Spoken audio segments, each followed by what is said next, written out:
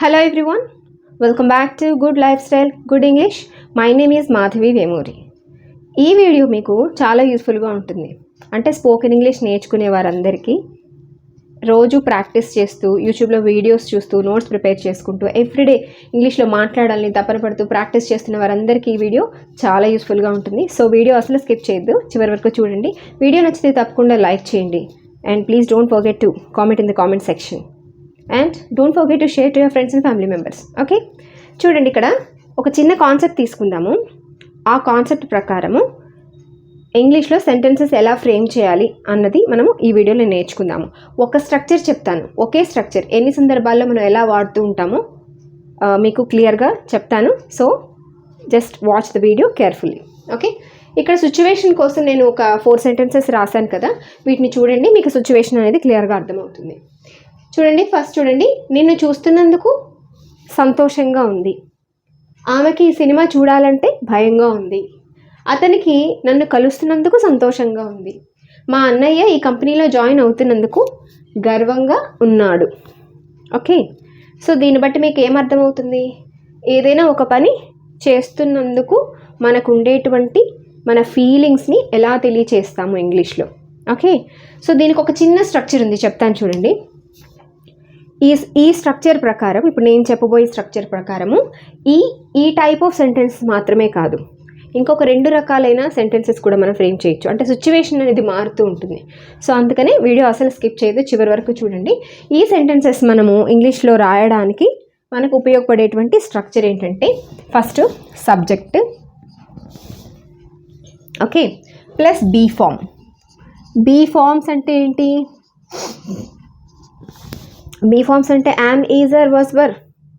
ఫ్యూచర్లో అయితే will be, shall be, తెలుసు కదా.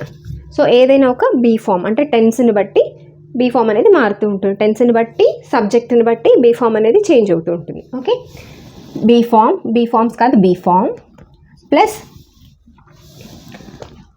యాడ్జెక్టివ్, ఏడీజీ అంటే adjective. Okay, plus 2 plus infinitive. Okay, subject plus be form plus adjective plus 2 infinitive. ఇక్కడ plus అవసరం లేదు, 2 ఇన్ఫినిటివ్ అంటే సరిపోతుంది. ఈ స్ట్రక్చర్ ప్రకారమే మనం ఈ సెంటెన్సెస్ అన్నీ కూడా మనము ఫ్రేమ్ చేయొచ్చు. చూడండి, నిన్ను చూస్తున్నందుకు సంతోషంగా ఉంది అని చెప్పాలి. ఎలా చెప్తాము? ఎవరికి సంతోషంగా ఉంది? నాకు సంతోషంగా ఉంది. ఇక్కడ అలా అని మెన్షన్ చేయకపోయినా మనము అర్థం చేసుకోవచ్చు. నాకే కదా నిన్ను చూస్తున్నందుకు సంతోషంగా ఉంది అంటే ఎవరికి? నాకే కదా. సో ఎలా చెప్తాము? ఐ. ఓకే, ఇక్కడ బీ ఫామ్, ఐకి సంబంధించినటువంటి బీ ఫామ్ ఏమొస్తుంది? ప్రజెంట్లో యామ్ వస్తుంది, పాస్ట్లో వజ్ వస్తుంది, ఫ్యూచర్లో shall be or will be కూడా రావచ్చు. ఓకే, ఇక్కడ నేను చూస్తున్నందుకు అంటున్నాను కాబట్టి ప్రజెంట్ కాబట్టి ఐ యామ్. నెక్స్ట్ వచ్చి యాడ్జెక్టివ్. ఎలా రాస్తాం యాడ్జెక్టివ్? నిన్ను చూస్తున్నందుకు నాకు సంతోషంగా ఉంది అంటున్నాం కదా. సో ఆ ఫీలింగ్స్ అన్నిటిని మనం యాడ్జెక్టివ్స్ అంటాము. సంతోషంగా ఉంది, బాధగా ఉంది, గర్వంగా ఉంది, దుఃఖంగా ఉంది, లేదంటే ఆశ్చర్యంగా ఉంది, వీటన్నిటిని మనము యాడ్జెక్టివ్స్ అంటాము. చూడండి, ఐ యామ్ హ్యాపీ, లేదంటే గ్లాడ్ అని కూడా అనొచ్చు. I am glad to see you. Okay, లేదా నిన్ను కలుస్తున్నందుకు అని చెప్పాలనుకోండి, I am glad to meet you. నిన్ను కలుసుకుంటున్నందుకు నాకు చాలా సంతోషంగా ఉంది అని ఇలా మనము చెప్తూ ఉంటాము. సో ఈ స్ట్రక్చర్ ప్రకారం subject, be form, adjective plus 2, c అనేది ఇన్ఫినిటివ్ ఫామ్. ఓకేనా, యు అనేది ఆబ్జెక్ట్. నెక్స్ట్ ఆబ్జెక్ట్ ఉంటే మనము లాస్ట్లో మెన్షన్ చేస్తూ ఉంటాము. ఓకే, అలానే ఈ సెంటెన్స్ చూడండి, ఆమెకి ఈ సినిమా చూడాలంటే భయంగా ఉంది. ఎలా చెప్తాము? షీ. ఓకే, నెక్స్ట్ ఈజ్ కదా. సో ఇప్పుడు అన్ని ప్రజెంట్నే చూద్దాం, ప్రజెంట్ టెన్స్లోనే రాస్తాను, చెప్తాను చూడండి. వీటిని మీరు పాస్ట్ టెన్స్లోకి, ఫ్యూచర్ టెన్స్లో కూడా మీరు ట్రాన్స్ఫర్ చేసుకోవచ్చు, be form మార్చుకోవడమే.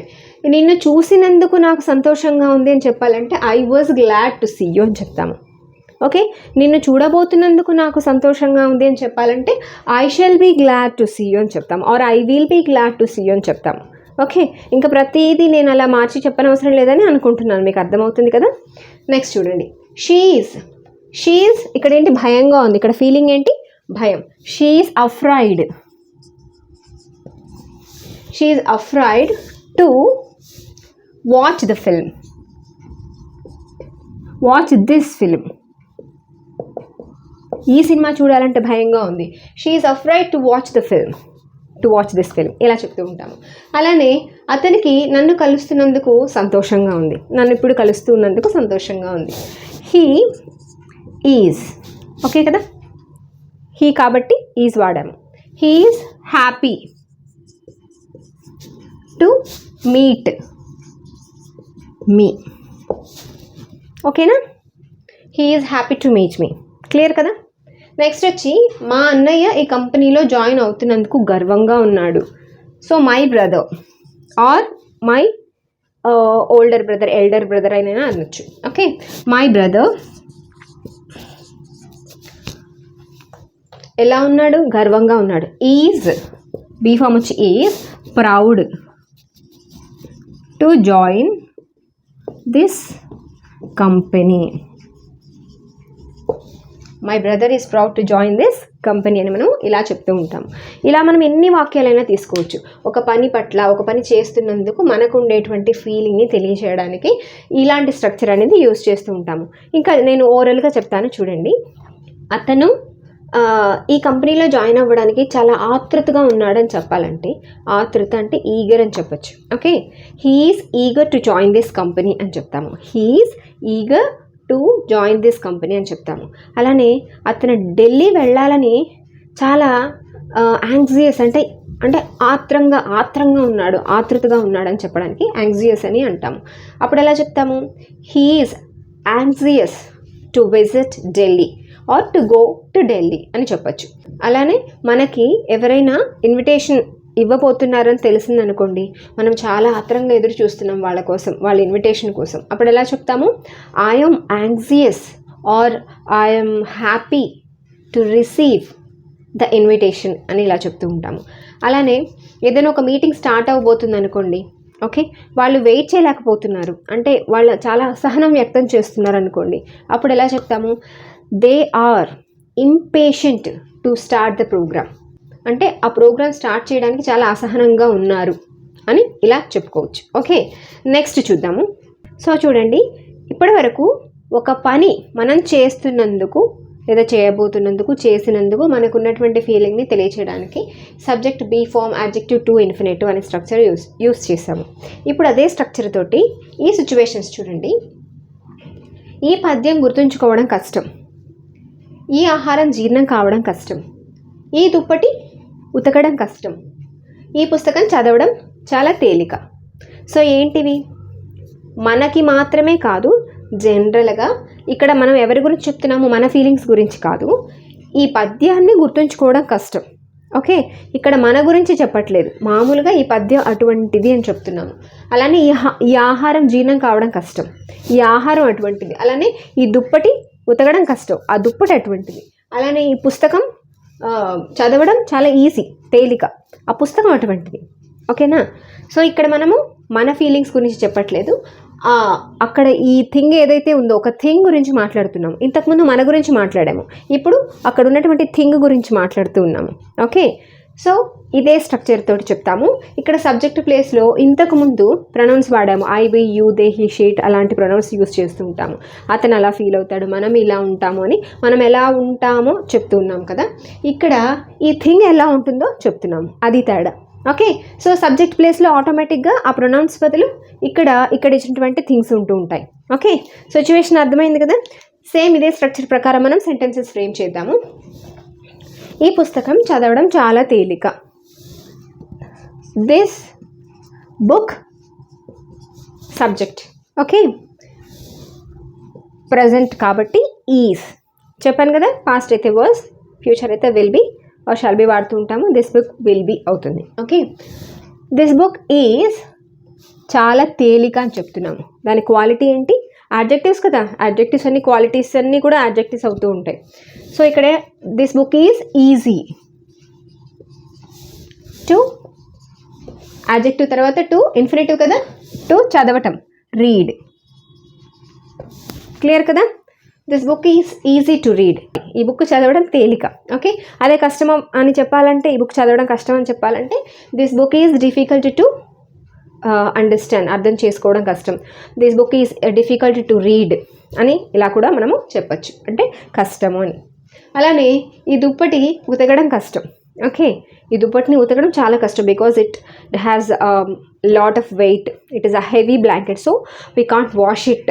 We can't wash this blanket. It is hard to wash the blanket. So ఇక్కడ ఎలా చెప్పచ్చు, దిస్ బ్లాంకెట్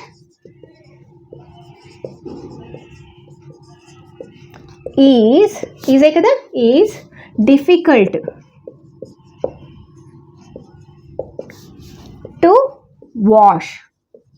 ఇన్ఫినిటివ్ ఏంటి, వెర్బ్ వచ్చి wash. This blanket is difficult to wash ఇలా చెప్తాము. సేమ్ అదే స్ట్రక్చర్, కాకపోతే సబ్జెక్టులు అనేవి ఇందాక మనం కాబట్టి, మన ఫీలింగ్స్ కాబట్టి మనం ఉన్నాము సబ్జెక్ట్గా, అంటే ప్రొనౌన్స్ ఉన్నాయి. ఇక్కడ ఏంటంటే థింగ్ గురించి చెప్తూ ఉన్నాం కాబట్టి, థింగ్ యొక్క క్వాలిటీ చెప్తున్నాం కాబట్టి అక్కడ ఆ ప్లేస్లో ఆ థింగ్ని ఉంచుతాం, అంతే తేడా. అలానే ఈ ఆహారం జీర్ణం కావడం కష్టం. ఓకే, కొన్ని ఫుడ్ ఎలా ఉంటాయంటే చాలా కష్టం అనమాట, డైజెస్ట్ చేసుకోవడం చాలా కష్టం. హార్డ్ ఫుడ్స్ అంటాం కదా, సో అలాంటి సందర్భంలో ఇలా చెప్తాము, this food is hard. This food is hard to digest. Okay, this food is hard to digest ఇలా చెప్తాము. నెక్స్ట్ వచ్చి ఈ పద్యం గుర్తుంచుకోవడం కష్టం. అంటే కొన్ని పద్యాలు చాలా కష్టం గుర్తుపెట్టుకోవడం. ఓకే, పోయమ్స్, ఇంగ్లీష్లో పోయమ్స్, తెలుగులో పద్యాలు చాలా కష్టంగా ఉంటాయి కదా ఒక్కొక్కసారి, కొన్ని. సో అప్పుడు ఇలా చెప్తాము, this poem is difficult to remember.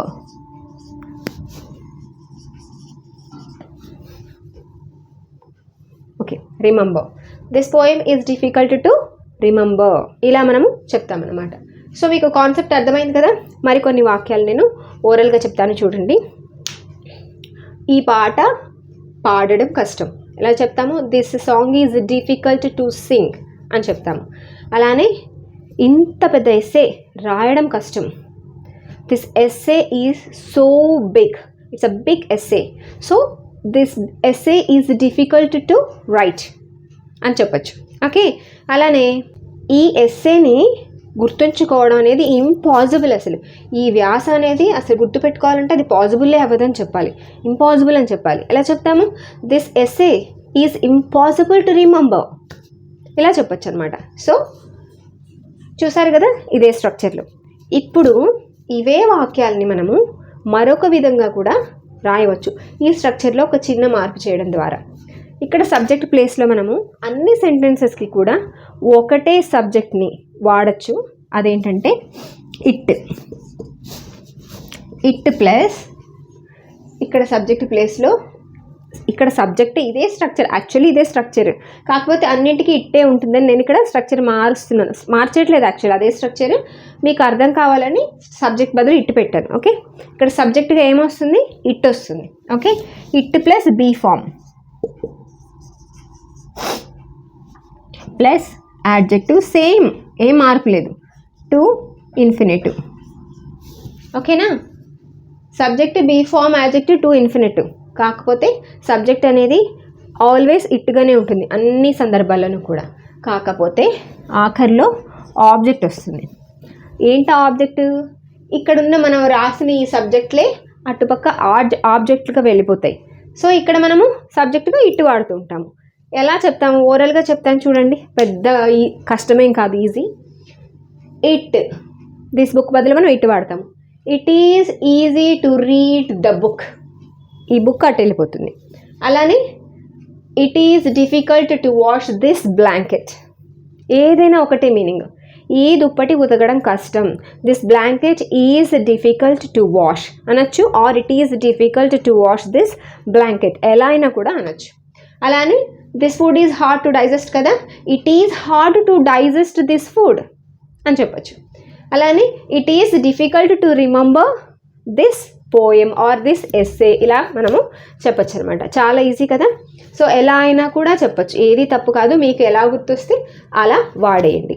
So ఇప్పుడు చూడండి, ఇక్కడ కొన్ని వాక్యాలు ఉన్నాయి.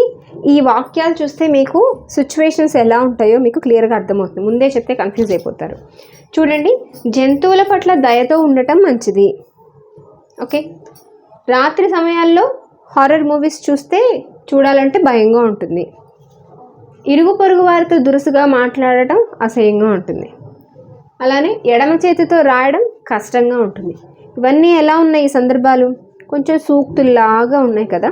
అంటే ఇంతకు ముందుగా మనం చెప్పుకున్న సందర్భాలు ఏంటంటే ఒక థింగ్ గురించి దాని క్వాలిటీని చెప్తూ మనము ఇది కష్టమనో ఈజీ అనో లేకుంటే బాగుంటుందనో బాగుండదనో చెప్తూ ఉన్నాం ఒక థింగ్ గురించి.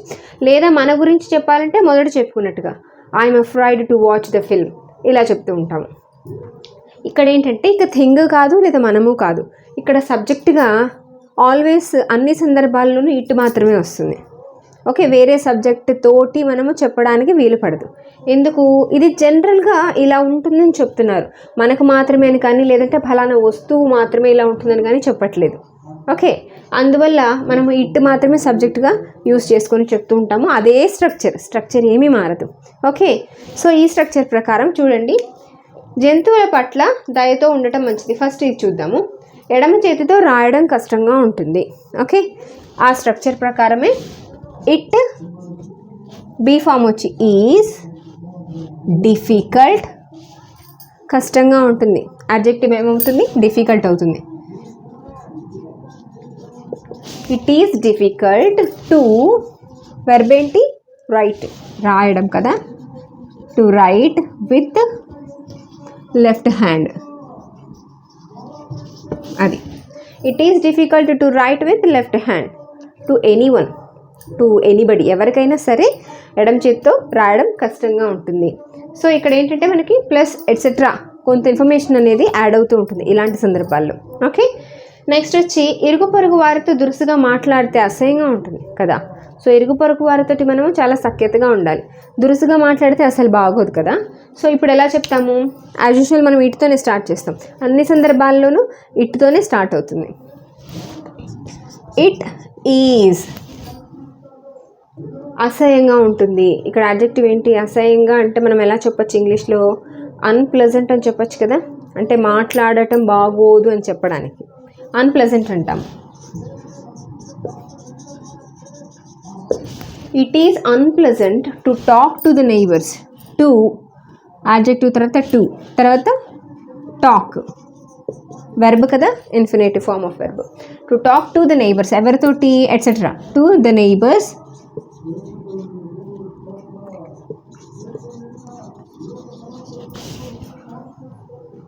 దురుసుగా మాట్లాడటం ఇన్ ఏ రూడ్ మేనర్ అంటాం అనమాట. In a rude manner. Okay, it is unpleasant to talk to the neighbours in a rude manner. దురుసుగా మాట్లాడటం అనేది చాలా అన్ప్లెజెంట్, అంటే బాగోదు, చాలా అసహ్యంగా ఉంటుంది అని ఇలా చెప్తూ ఉంటాము. క్లియర్గా అర్థమవుతుంది కదా. డౌట్ ఉంటే నాకు కామెంట్ చేయండి. ఓకే, రాత్రి సమయాల్లో హారర్ మూవీస్ చూడటం భయంగానే ఉంటుంది, చాలా కొంచెం టెర్రిబుల్గా ఉంటుంది. టెర్రిబుల్ అంటాం ఇక్కడ. ఓకే, సినిమా చూసేటప్పుడు భయపడటాన్ని మనం టెర్రిబుల్ అనే, భయం అనే దానికి మనం టెర్రిబుల్ వాడుతూ ఉంటాం. ఓకే, చూడండి, it is terrible to watch, verb ఏంటి? Watch. To watch horror movies at night times. Okay, it is terrible to watch horror movies at night time. రాత్రి సమయంలో హారర్ మూవీస్ చూడటం కాస్త భయంగానే ఉంటుందన్నమాట. అలానే జంతువుల పట్ల దయతో ఉండటం మంచిది. ఓకే, ఎలా చెప్తాము? ఇక్కడ దయతో ఉండటం అని చెప్తున్నాము. ఓకే, జాగ్రత్తగా చూడండి. ఇట్ ఈజ్ మంచిది అంటున్నాం కాబట్టి గుడ్ అనొచ్చు, adjective. Okay, it is good to, ఇక్కడ ఇన్ఫినిటివ్ ఏం రాస్తాము? దయతో ఉండటము. ఎలా ఉండటము? దయతో ఉండటము. To be. ఓకే, ఇక్కడ బీ అనేది మనం ఇన్ఫినిటివ్ వెర్బ్గా వాడుతూ ఉంటాము. ఓకే, V1 అంటూ ఉంటాం కదా. To be kind. ఎలా ఉండటము? కైండ్. ఎవరి పట్ల? To animals. Okay, it is good to be kind to animals. జంతువుల పట్ల దయతో ఉండటమే మంచిది. జంతువుల పట్ల ఇలా దయ లేకుండా ఉండకూడదు, నిర్దయగా ఉండకూడదు. It is not good to be unkind to animals అని చెప్పచ్చు. Or it is very very bad to be unkind to animals అని చెప్పచ్చు. అసలు చాలా చెడ్డది, ఇలా ఉండకూడదు అని చెప్పడం అనమాట. నిర్దయగా, జంతువుల పట్ల నిర్దయగా ఉండటమే చాలా బ్యాడ్ అని ఇలా చెప్పడం అనమాట. ఇంకొన్ని సందర్భాలు నేను ఓరల్గా చెప్తాను చూడండి. ఇలాంటి వాళ్ళతోటి మాట్లాడటం కష్టం. It is really really tough, చాలా చాలా కష్టం to talk to these kind of people. Okay, గొప్ప వ్యక్తులతోటి స్నేహం చేయడం చాలా మంచిది. It is good to have friendship with great people అని చెప్పచ్చు. లేదా it is great to have good friendships అనైనా కూడా మనం చెప్పచ్చు. ఇలాంటి వాళ్ళని మేనేజ్ చేయడం చాలా కష్టం. It is really tough to manage these kind of people.